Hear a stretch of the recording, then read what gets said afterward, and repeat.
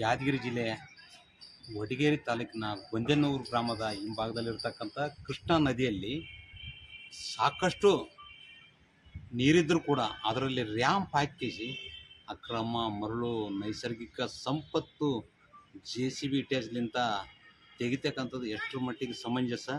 ಮತ್ತು ಇದು ಮೈನ್ಸ್ದವರು, ಕಂದಾಯದವರು ಮತ್ತು RTO ಪೊಲೀಸರು ಏನು ಕೆಲಸ ಮಾಡ್ಲಾಕತ್ತಾರ ಅಂತಕ್ಕಂಥದ್ದು ನನ್ನ ಪ್ರಶ್ನೆ. ನಮ್ಮ ಜಿಲ್ಲೆ ಸಂಪತ್ತು ರಾತ್ರಿ ಬೆಳಗನ ನೂರಾರು ಗಾಡಿ ಹೋಗ್ಲಕತ್ತವ. ರಾತ್ರಿ ಸುತ್ತ 40 ಹಳ್ಳಿಯಾಗ ಧೂಳು ಹಾಕಿಸಿ ಜನ ಪರದಾಡ್ತಕ್ಕಂಥ ಸ್ಥಿತಿ ನಿರ್ಮಾಣವಾಗ್ಯದ. ತಕ್ಷಣ ಜಿಲ್ಲಾ ಆಡಳಿತ ಎಚ್ಚೆತ್ತುಕೊಳ್ಬೇಕು, ಅಕ್ರಮ ಮರಳನ್ನು ತಡೆಗಟ್ಟಬೇಕು, ಅದ್ರಾಗ ಹಾಕಿರ್ತಕ್ಕಂಥ ರ್ಯಾಂಪನ್ನು ತಕ್ಷಣ ತೆರವುಗೊಳಿಸಬೇಕು, ತಪ್ಪಿತಸ್ಥರ ಮೇಲೆ ಕಠಿಣ ಕ್ರಮ ಕೈಗೊಳ್ಳಬೇಕು. ಅಂದಾಗ ಮಾತ್ರ ನಮ್ಮ ಜಿಲ್ಲೆಗೆ ಸಂಪತ್ತನ್ನು ಉಳಿಸ್ಲಿಕ್ಕೆ ಸಾಧ್ಯ. ನಮ್ಮ ಸಂಪತ್ತು ಲೂಟಿ ಮಾಡೋದ್ರಲಿಂತ ನಮ್ಮ ಜಿಲ್ಲೆಯ ಹಾಳಾಗ್ತಕ್ಕಂಥದ್ದು ರಸ್ತೆ ಮೇಲೆ ಹೋಗ್ಲಾಕತ್ತವ.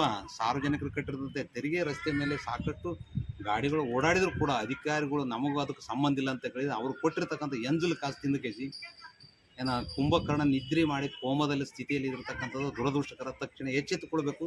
ಇದು ಭೇಟಿ ನಾಮಕವಾಸ ಆಗಬಾರ್ದು. ಮುಂದಿನ ದಿವಸ ಹೋರಾಟ ವಿನೂತನದ. ಎಲ್ಲ ಗ್ರಾಮಸ್ಥರು ಹೆಣ್ಣು ಗಂಡು ಸೇರಿಕೇಸಿ ಅವರು ತಿರುಗಾಡಕ್ಕಂಥ ರಸ್ತೆ ಮೇಲೆ ಮಲಗಿ ವಿನೂತನ ಪ್ರತಿಭಟನೆ ಮಾಡಬೇಕಾಗಿ ಎಚ್ಚರಿಕೆ ನೀಡಿದ್ದಾರೆ. ಅದಕ್ಕೆ ಎಚ್ಚೆತ್ತುಕೊಂಡ್ರೆ ಸರಿ, ಇಲ್ಲದಿದ್ದರೆ ಮುಂದಿನ ದಿವಸದಲ್ಲಿ ಇವರಿಗೆ ಪರಿಣಾಮ ಚೆನ್ನಾಗಿರಲ್ಲ.